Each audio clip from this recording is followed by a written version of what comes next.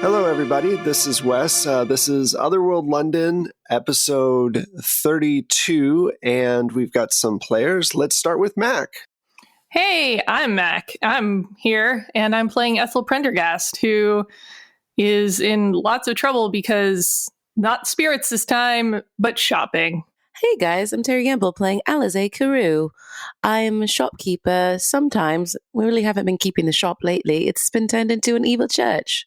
Hi, I'm Abria Iyengar playing Dr. Lisette Powell, doctor extraordinaire, very bad at the, non-scientific part of this. I'm Michelle Otis, and I'm playing Eugenia Penbottom of the Lancashire Penbottoms, and she's a little befuddled, wondering what's going on with Mabel here. Last time we got together, Lisette went home to find her partner Martin typing on a typewriter from New York City from 20 years in the future. And he was typing so much that he had bloodied his fingers from so many strikes to the keys. He had to be sedated and tied to a bed. We won't go into why there were ropes. It was for sex. It was for kinky gaslight sex. Gaslight sex. It's like, wait, I can explain the ropes. They're for sex. You guys decided that the best course of action was to get an outfit that wasn't just black for Ethel to wear, to make it a little easier for her to blend in and disappear, while you guys try to get these items that you need to be able to get rid of Sir Nunos. You guys do a little shopping montage, which was nice. Dr. Powell got a hat with a bird on it. And you guys... It's a real bird, right? It's a real bird. Get a bird on it. I mean, what kind of shop would this be? Nice. It's an expat. Yeah, it ceased to be. While you were shopping, you noticed that Mabel was standing across the street staring at you. You had a conversation with her that was really bizarre, and it became very obvious that she was not the person that she once was. Whatever this person was, it's not her. She just has the same look. So you told her that you would go to her house at some point and do an examination, and she kind of wandered off. The one thing I did kind of skip over before we jump in is that it seems like Dr. Vogue has given you guys help after Ethel had said, if you could help me, that would be nice. But he's decided to give you help in the form of making you a science experiment and watching how you deal with the items that he gives you. So that's fun. And that's where we pick it up. You guys have just watched Mabel absentmindedly walk down the street away from you, and you were about to go speak with Jim, no last name. So, do you think it's a trap? That Mabel going to her home? Should we maybe meet elsewhere?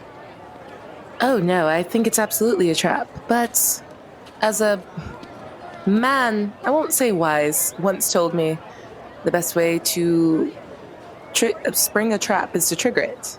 Best way to spring a trap is to trigger it. True, so Doesn't we make should any be prepared sense. for something. Well, no, just says to be prepared is what I'm hearing. But I'm not sure what we'll be up against when we go there. Can't be any worse than the things we've already seen, correct? You're probably right. True. There's a part of me that feels a bit that Mabel got what she deserved. She seemed quite earnest in her asking for redemption and forgiveness.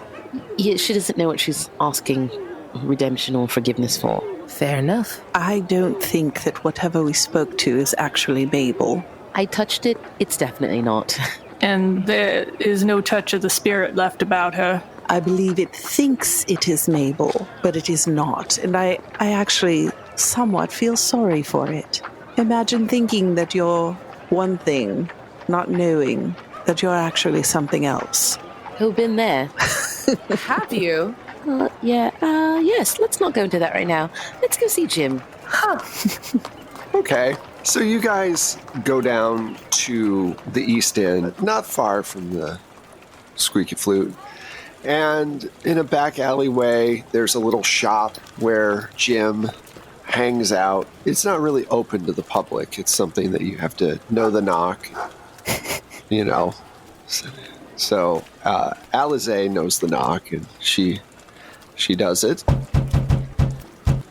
Right, who's out there? Hello, Jim. Alize. Right.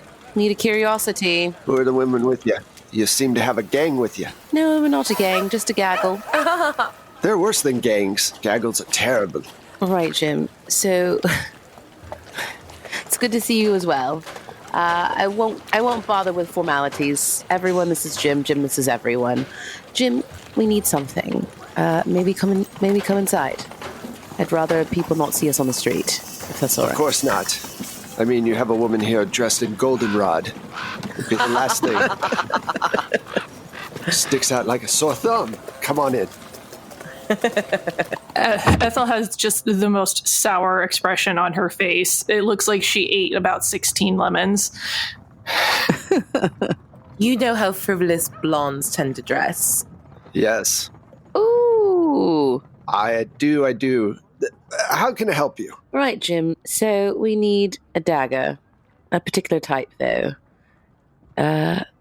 Something ancient of sorts and maybe covered in ruins of some sort. You got anything? Ancient dagger from any particular place? Did we have that information? Yeah, it said druidic, like a druid. Okay. So it looks druidic. Ah, that's easy enough. Is it? Well, for the right price, everything's easy enough. See, I have a cousin, Bob, let's call him. He's an uncle. And he says... What about Bob? Tell me more. Well, To both of you. he says, he's a good man, but he works for me time to time at the museum. Things fall off of trucks, or in our cases, things fall off of carriages every once in a while. I can find stuff for you, but it's going to cost you. It's not cheap. Right. Well, if you can find it. If you find it, we can discuss price. What do you have? And do you have anything handy now? Or are we waiting? Or what kind of time frame are we waiting, if we're waiting? Well, something like that, you're looking at least 150 pounds. No, we're not. And then for expert delivery, like expedient delivery, you're looking at another 5 pounds. So 155 pounds should do it. You definitely have something here. I know you're bluffing. Quit your bluff. Show me what you have now. And we can discuss price once I see the item. You're a quick one. You're as good as your dad, definitely. All right, let me see what I have. Let's see, E. Let's see, daggers. E for Egypt. D for Druidic. Okay, here we go. Here's the box. Pulls out the box. Opens it up. There's a few different stone daggers in there. Is this what you're looking for? Pulls out an old dagger. This has got to be at least, I don't know, a few thousand years old. I want to examine it. Yeah. Okay. If you like that, I also have a relic from St. George somewhere around here. Helps protect the soul. I'm sure it does. I don't want to protect a soul. I want to get rid of a soul. They have newer knives. Right. I need something. I need something quite old. Let's say he's an old soul, so to speak, that needs it Oh, okay. to be set free.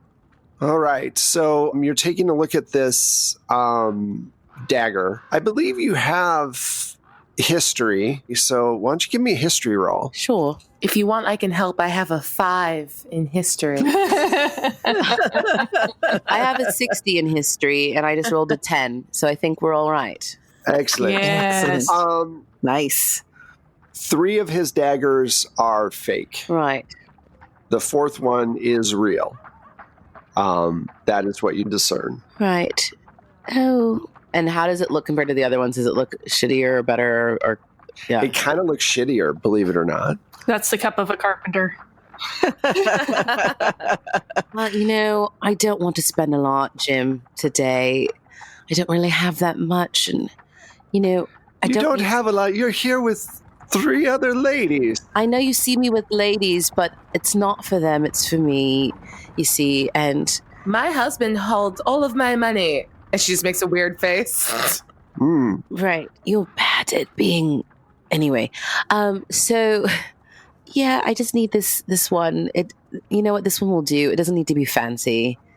Okay, I knew your dad, and you're a good person, and I'll help you out definitely. Let's say 120 pounds. I think that's good. I was going to say 50.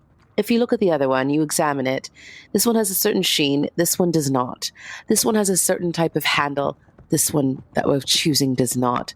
It's very simple. It's very crude. I think you should do it for 50. Oh, I guess I can skip rent. You're not missing rent, Jim. I know that's a bluff. You've had this place outright for years. All right, well, it's not every day that 4 beautiful... It'll be 40 now if you're going to haggle with me, Jim. 25 in a moment if you wait longer. All right, I tell you what.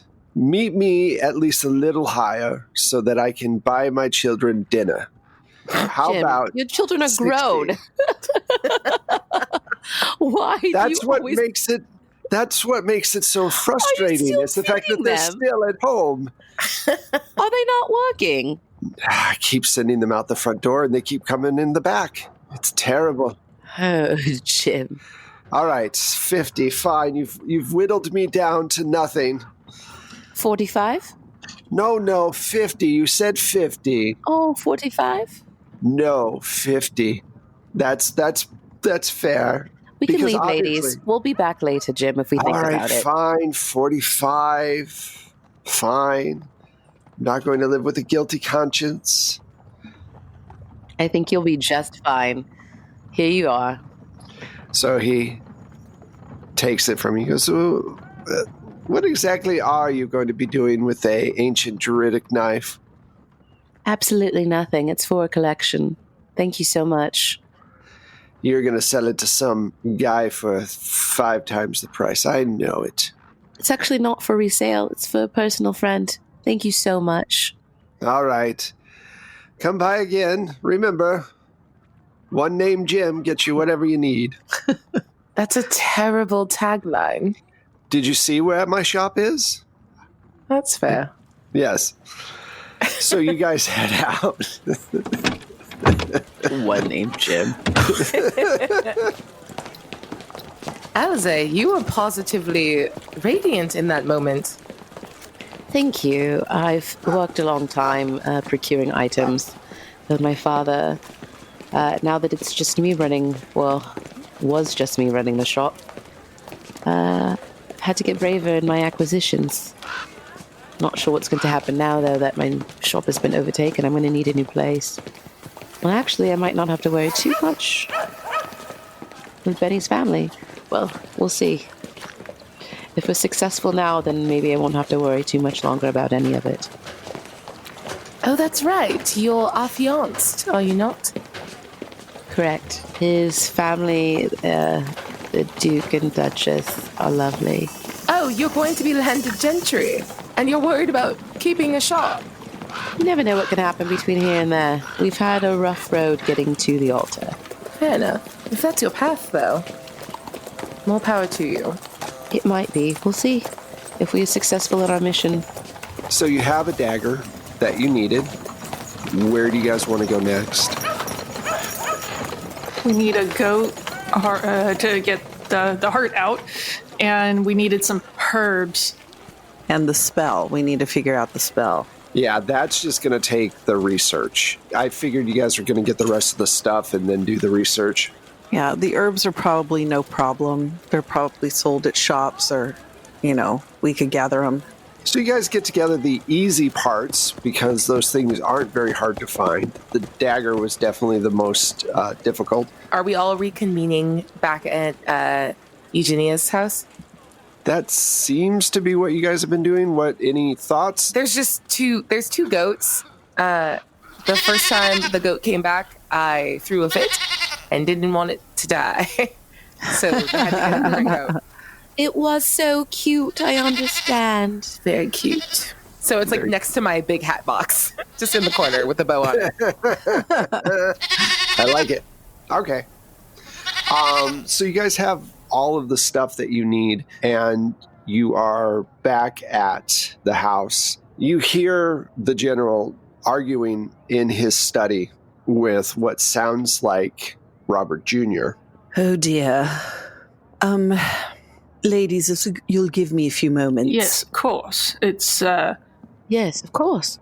didn't hear a thing. So I go into the study. They're arguing about the money, the will, everything, about him not being in charge of the money anymore. Well, Robert, I've got to inform you about one very important fact. You cannot be the son of two people. So if you are choosing to believe that you are Lord McNevin's son, then have his fortune and be done with it, but you're no longer welcome in our house. Even if I am Lord McNevin's son, I'm also still your son, am I not? Yes, And you're being very judgmental for someone who does not have the right to be. you have no right to speak to your mother in such a way, and I may judge whomever I like, including you. Now, if you have nothing positive to say, you may leave. Fine. Neither of you have heard the end of this, though. Stomps out. In general, kind of looks a little deflated. Arf, arf, arf. I know. He's... I don't even know what words to use to describe him any longer. He's no longer our son. Arf. Arf. He starts to kind of go for the door. Are you telling the general about anything that you guys are doing? Yeah, I mean, he knows about all the weird stuff in the world. So, it's just we've been kind of absorbed with our... Right. But you're keeping him up to date. Yeah. Okay. You have dinner because a lot of time has passed. And as you're having dinner, Godfrey comes in and he goes, Madam, the police are here. They're wanting to search the premises for a criminal of some sort. Well, you'd think they'd have the decency to wait until after dinner. They said it was the best time to show up, ma'am, because you're all in one place. I see. Yes. I told them the same thing, and they told me straight out that was why they were here. I mean, I look at the general, kind of like, what do we want to do? General kind of goes, her, and kind of stands up, and basically the gist is get her out of here as quick as possible out through the servants' quarters. And you hear them out there kind of talking back and forth. And Ethel, what do you do? I have a feeling at this point, like they may have the back covered because they're being so particular, but she's still dressed in goldenrod and the blonde wig, Right. and it's just going to kind of, I think, keep her head down and let the ladies introduce her as someone else and try her very best British accent. Okay. So a few moments later, the police start to go through, and Wilcox comes into the dining room straight away as they go out. Let me see something. Hello. So let me see. Who is this young woman you have with you here? He starts walking over towards Ethel. This is my cousin, Evelyn. Evelyn. And just kind of nod and just try and act very shy. I see. You're, excuse me for saying so, but you're radiant. You're definitely a beautiful woman.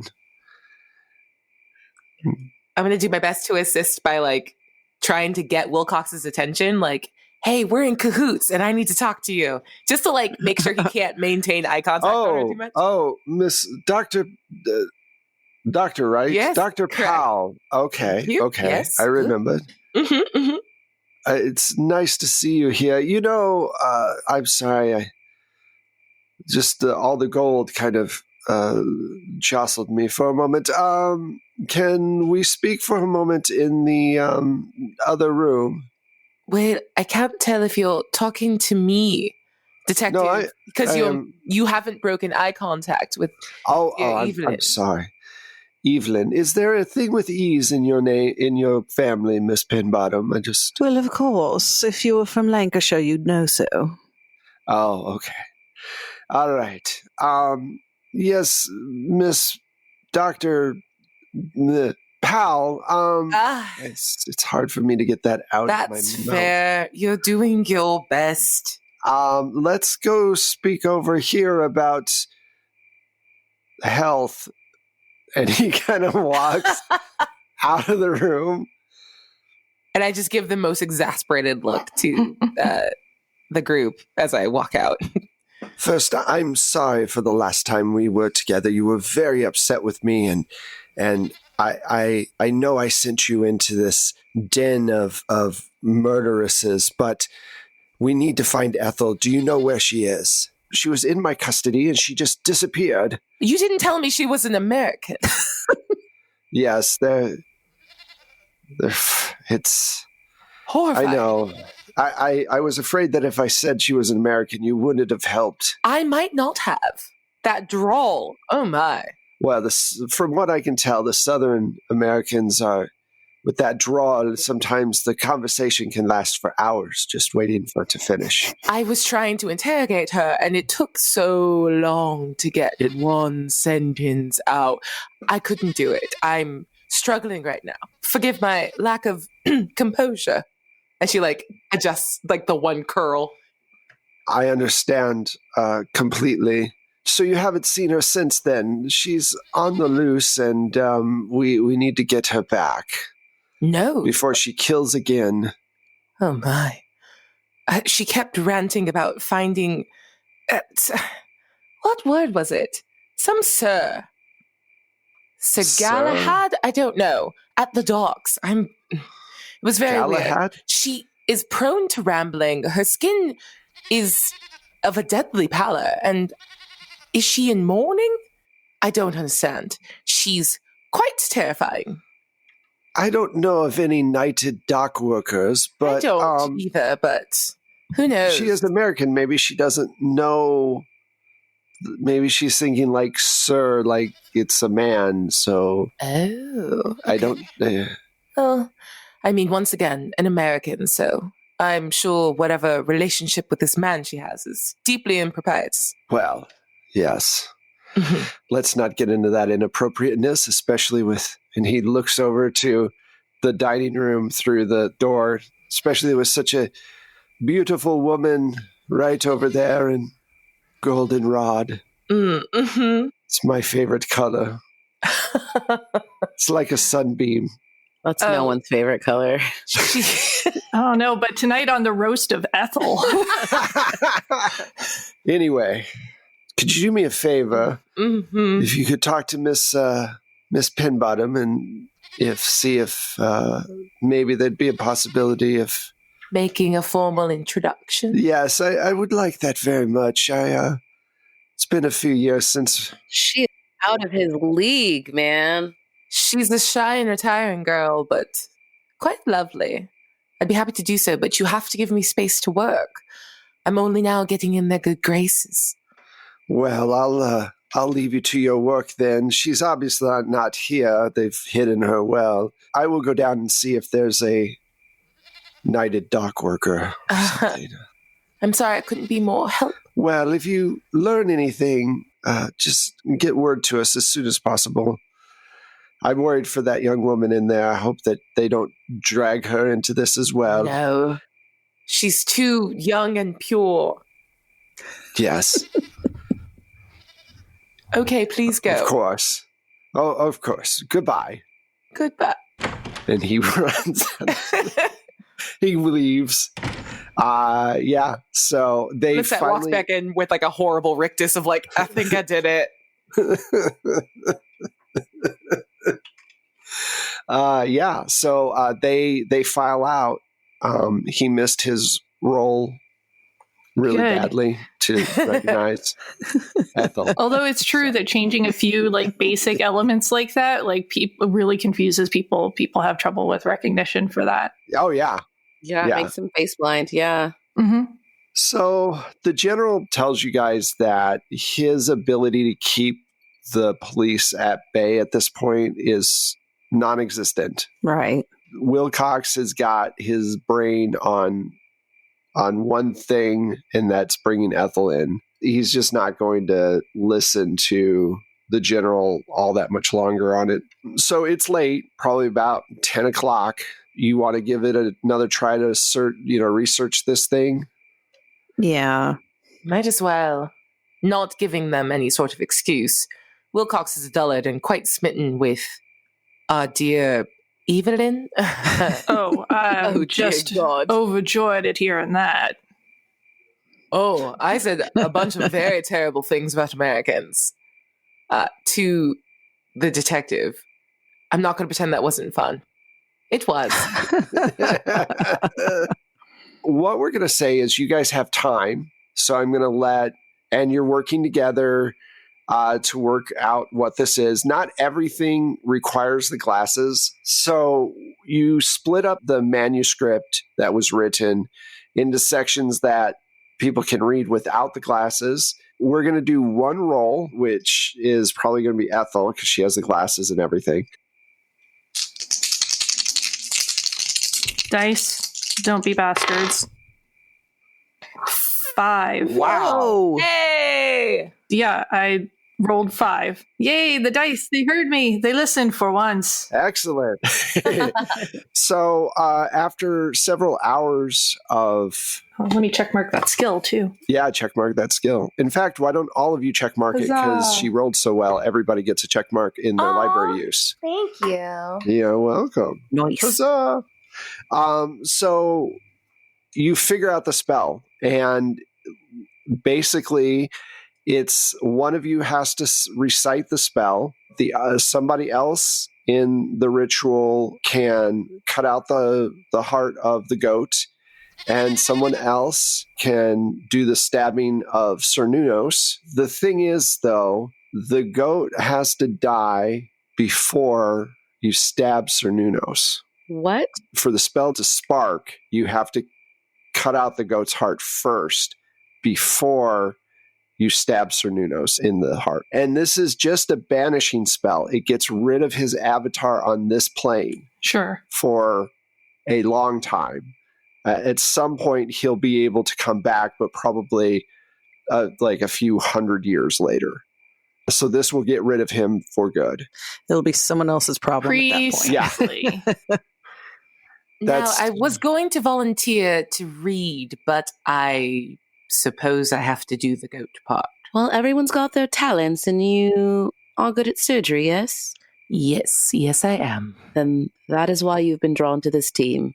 Congratulations. And thank you. Oh, don't say that in front of my beautiful son. And I just pet the other goat. It's so cute. It does look like a little spotted cow with the little spots and everything. Doesn't he?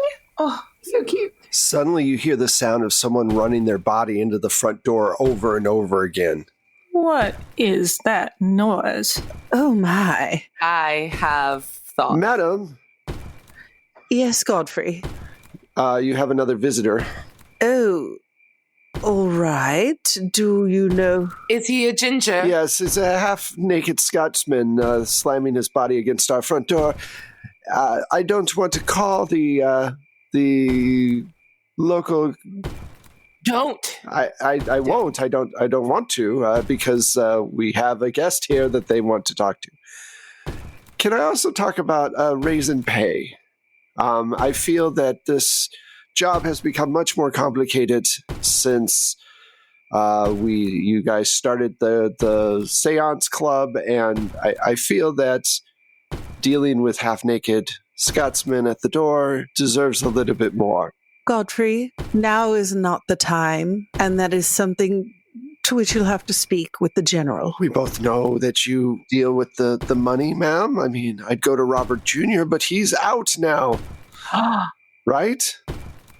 All right, fine. Do you want me to let the Scotsman in or not? Oh, Godfrey. Yes, let the Scotsman in. Do you not want me to do that, Doctor?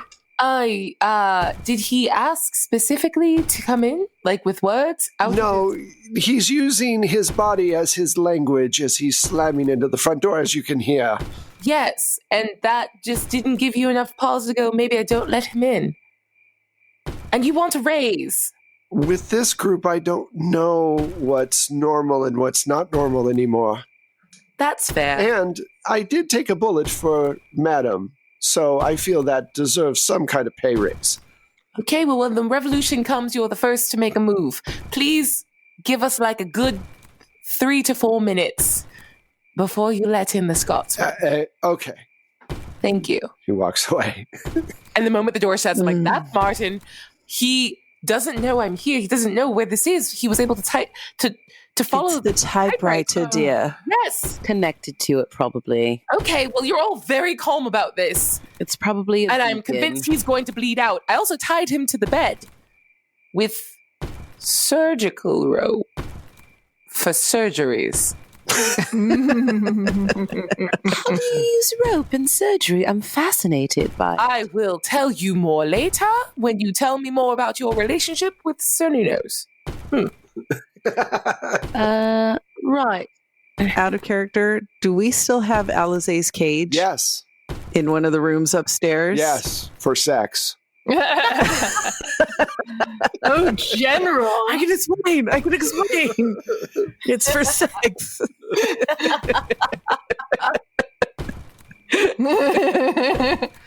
Well, I was Ride that fucking mustache, girl.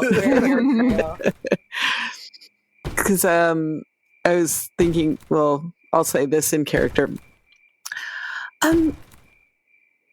Not to be indelicate, but we do still have that cage upstairs. Suddenly it goes quiet. He hits the door, and then there's just silence. Oh no. Tell if that's good quiet or bad quiet. He is just a man with not very much blood and Let's go more check on will than him. sense. Hurry. Go check on him. Yes, okay. Hide the typewriter. And I'm going to run out. Okay, he has knocked himself out Oh, okay. against the door. He's laying there. He's got rope burns on his body. Surgical. And surgical rope. And you can tell where the IV was ripped out. Oh, Like, he's pretty much naked except for underwear. You know, he usually is naked when he sleeps, but yeah, so he walked through a good chunk of London that way. oh, but my darling. Can I assist you with getting him inside?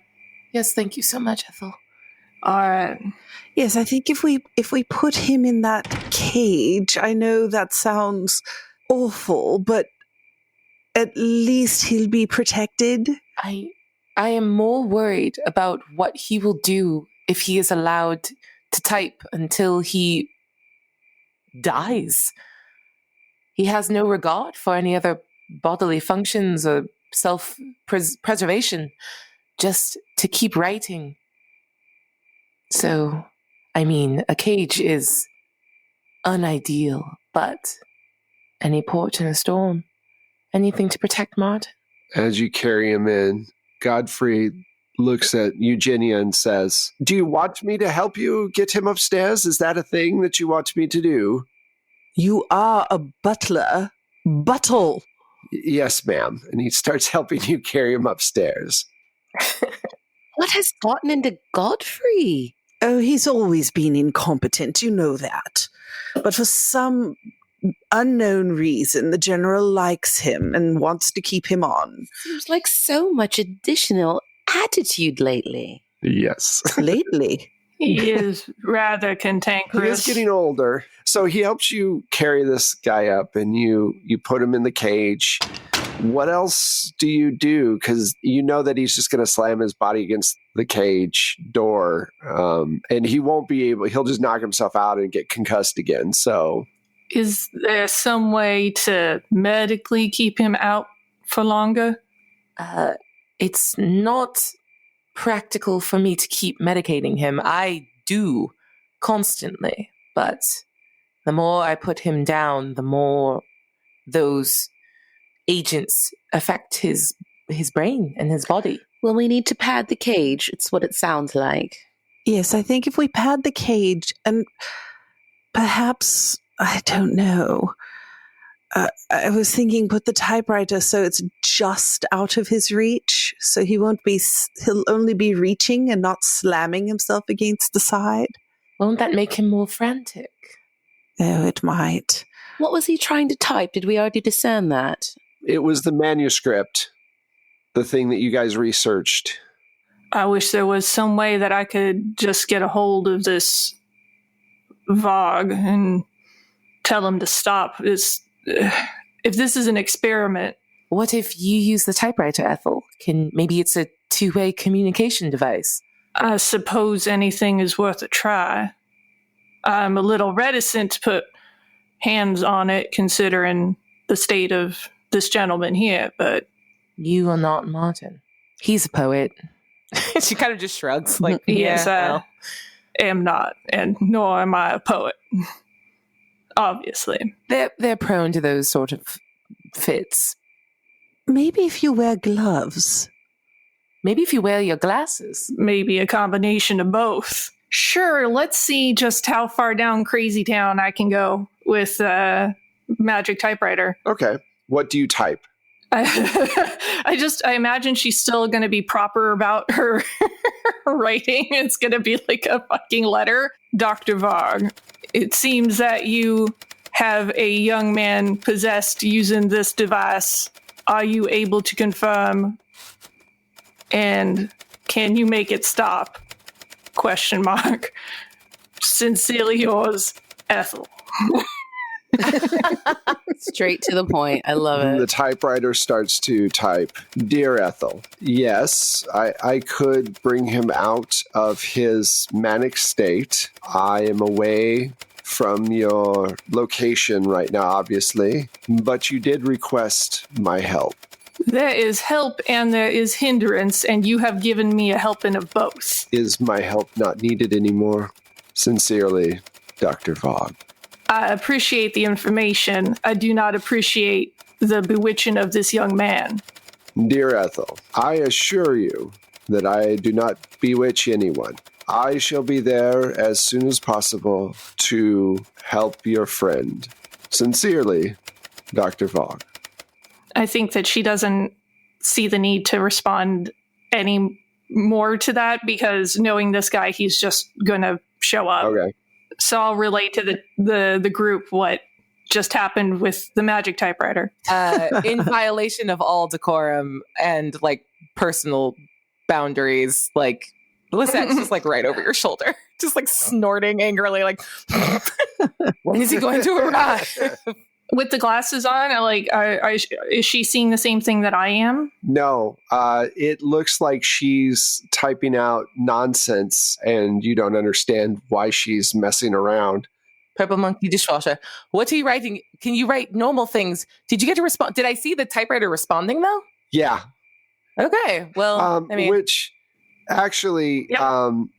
The glasses are going to make you have to do a sanity check, Ethel, and you're freaking out, Abria. So, I mean, Dr. Powell's like having a major stress attack. 24. Right yeah. 48. Nice. The glasses still give you 1 point of sand loss, though. Sure. What are you doing? What did you write? What wrote back? Is it going to be okay? Who is Dr. Vogue? Will they be here? Do I need to hurt them? What's happening? Is Martin going to be okay? There are a lot of questions that you just volleyed at me, and I will answer what I can. They are coming.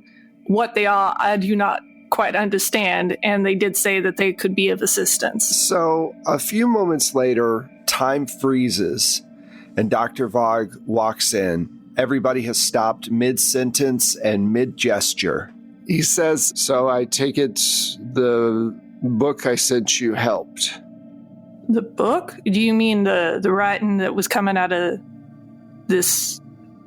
I do suppose that is accurate. It has been immensely helpful. Well, I'm glad it was of some help. I do thank you for providing us with this information. Unfortunately, the way that it was provided to us was cruel, to say the least. It was the will of my master to see how you would deal with the situation. Well, now that you've seen how we deal with the situation, I would like things to be put right and that young man to be restored to his mental capacity. Okay, well, let me see if that's completely possible. He might be a little bit different after this. It's a lot of disturbing things going through a human head. Let's check it out. And he walks in, and he starts to examine Martin. Bria, can you roll for Martin's sanity, please? Yeah. He has a 65. 70. Okay. Oh. Oof. Okay. He takes 8 points from this encounter. Yikes. Yeah, he takes a lot. All right, so we will get to that in a moment. Dr. Vog comes out of the cage. He goes, why do they have a cage? Is that really the question you want to ask about right now? I guess not. It's just interesting. We are an interesting bunch, I will tell you that. That is why I study you. Until next time. And suddenly everybody starts moving again and he's gone. Shows up, I'm going to tell him very firmly. And he is gone. What? What do you mean? What do you mean? We've been here. Apparently they can stop time, and they seem pretty bent on discussing things with me. You hear Martin sobbing in the cage. Is he okay? Oh, poor Martin. He should be restored. They are concerned that he might be a bit different, but did not elaborate on how. Yeah, I'm going to go into the cage and sit with him. Okay, so we're going to do the same thing we do because Martin's a major NPC. We're going to do the same thing we do for you guys if you lost eight points. All right, so the first thing we're going to do is I would like you to roll a 10-sided die for me, please. Just the one? Yep, just the one. I got an 8. Is 8 good? Should I have been aiming for high or low? 8 is basically what he's doing, actually, which is a emotional outburst. He's just bawling, Buddy. crying a lot, and uncontrollably just weeping and kind of shaking as the realization of what was pumped through his brain against his will comes over him. My sweet boy. And she just holds him and lets him sob. Okay. I think this is a great place for this particular episode to end. You holding Martin in your arms as he tries to let go of this great pain that he now has. And thank you guys so much. So let's see what everybody's doing. Let's start with Terry. Oh, hi. I'm Terry Gamble. I've been Alize Carew. I'm going to have to stab a guy, I guess, with a runic knife soon. So that's going to be fun. Before that happens, you can check me out on the internet at the Terry Gamble, on Twitter, Facebook, Instagram, and at Horror Movie Survival Guide every week. Scary movie podcast I do about scary movies. And you can also find me at Pirates of Salt Bay, where I play a pirate with a heart of gold. Little stout halfling. He's a lot of fun. I'm planning a wedding right now as that character, I think. We'll see. It's been fun. Anywho, check me there. Hi, I'm Michelle Otis, and I was playing Eugenia, and I don't know why I had to say that. I don't know. Anyway, you can find me on the socials at Michulu. That's Michulhu. You can also see me streaming a Masks game, Return to the Spider-Verse with the beautiful Abria, and yes, and she's blushing. 10 o'clock on Saturday mornings on It's Probably OK's Twitch channel.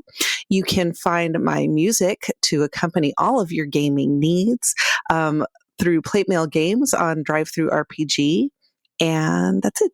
Hey, I am Mac Beauvais. You can find me on the interwebs as @StrangeLikeThat. That's the Instagrams, the Facebooks, and the Twitters. You can also find me over at Happy Jacks every Monday at 7 o'clock p.m. PST, because I am playing either Things from the Flood or the brand new Great American Witch game. So check me out over there. Hi, I'm Abria Iyengar. You can catch me on social media at Quiddy, Quiddie. In addition to the games that were mentioned earlier, you can catch me on Wednesdays at 7 p.m. Pacific Standard Time over at Scabby Rooster playing Endymion's Gate, which is a sci-fi setting for the Hillfolk system that's super good and fun. And on Mondays, you can normally catch me on Kolok 1991, even though we are on a hiatus right now. We are still releasing game content, and you should go and check out all the VODs and get caught up. Awesome. Thank you. My name is Wes Otis. I have all of these sound effects and, like Michelle said, music at Drive-Thru RPG or Battle Bards. You can also check out the podcast at 12 Sided Stories on Twitter. That's the number 12 Sided Stories. If you want to help us out, you can always give us a shout out, give us a review on your favorite podcast platform, or you can also check us out on Patreon, where you get exclusive content and early access to episodes.